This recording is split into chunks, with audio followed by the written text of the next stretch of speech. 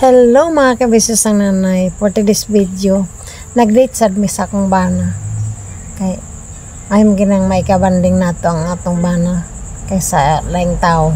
So akong gipaningkamutan isip asawa nan kamuta ko nga ang akong bana magmalipayan ang among marriage bisan og dili perfect ang among pagkatao, pero nagtry ang among best, nag-effort mi para sa among kaminyoon. For example, kay namalag nakakita magugog mga magtiayong ba, for example na lang sa akong mga parents nga dili kay sila wala nila kuan ang ilang kaminyoon. So ang akong gibuhat, isip babae, isip asawa, ako mag-adjust nga kay natural maginang laki nga dili gid sila mahilig banding-banding. So akong pamaagi, ako siya ginatry nga mag-enjoy mi nga kamerang duha. Kaya mga bata dagko naman, so dili naman na mga kuan, di na namo usahay uban kay puro ng mga dagko, so kamera kang duha magtiayon. So mao na po na time nga mapakita pa nato sa atong bana nga kita di ay kinahanglan po taog time kanang kibali kuan ba chance na nato nga mabanding nato ang atong kaminyoon, nga ma-develop ang atong paghigugma, ang atong pag-uban. Di magid ingon na perfecto ang naagi perfecto nga magtiayon, naagi na mga lalis, pero mga mild lang ba. So mo na akong gibuhat guys, kay dili na ko gusto nga ang akong kaminyoon mahulog lang sa kanang corn bitaw, ang isa lang sa mga kasagaran na ba karon ng mga kaminyoon kanang wala na litagayag bili ba ang kaminyoon. So ako naman, ako pong gitry ang akong best nga magkasinabit mo sa kumbana, ma-enjoy na mo duha ang among life, nga mabalik mi nga kanang as a friend, as a wife, as a kanang kwan lang ba nga marag barkada lang, dili lang po puro away. So muna akong gusto sa akong bana guys nga kanang tagaan mo o kanang time ang among self ba, isip magtiayon. Kaya nakita mo gud nako sa akong gigi, for example na lang sa akong mga parents nga kung saka pa nakatigulang na, saka pa ang ilang mga paghigugma sa isag usa parang na dry na ba. So dili na ko sundogon ang mga nakita na akong mga mali. So dili ako gipalahi na ko ang akong kaminyoon.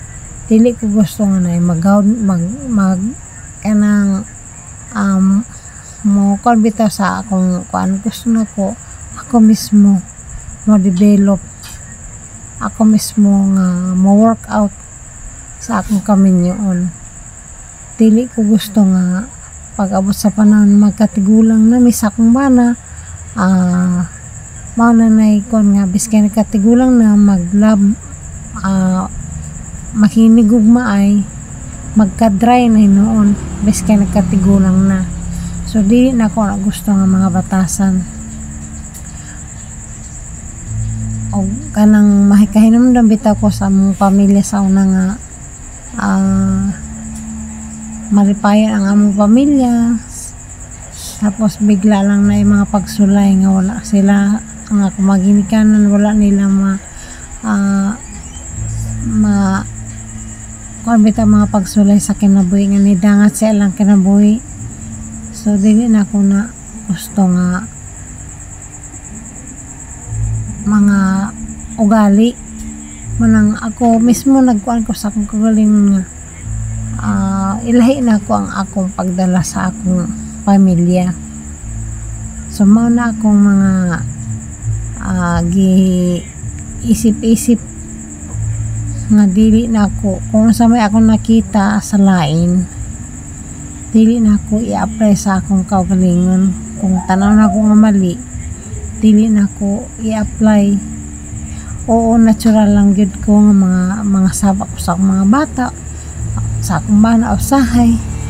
Kasi dili ta gusto nga magkamali ipod sila ba, nga dili pa ta gusto nga ang ilang batasan nga dili mao may maoy mangingbabaw. So amo na akong ginako sa akong kagalingon nga kung sa tong mali nga akong natanawan, akong i-change na mahimong tama. Na naghatag kong time sa akong bana mo, talagsara sa may magbanding-banding sa akong bana mo nang ginahan po siya kay labi na kay mag-vlog mi, tapos ginahan siya nga tanaw mi mag-date mi, tanaw sa ang video nga mag-date mi. So kita kibali nga asawa mo ay mag-adjust ba, kita kibali mo naggunit sa kung sa kuan pa naggunit sa mga nasa atong susi, nasa kita po ng utak sa atong pamilya. Anang isip asawa, bisag bungangirang asawa, pero naapoy time na ko guys nga dili sa bungangira. Naapoy time nga kanang ako pod mismo magpakumbaba kay tao lang po ta, dili po tayo nga perfecto, dili po tayo nga as in dili na kita magkamali, kay tao raman ta, sumoy pa pwede ta mo adjust, pwede ta mahugot na itong pagkuan, pwede po ta mo luag-luag, ano ba nga marag adjustment ang kailangan, adjustment ang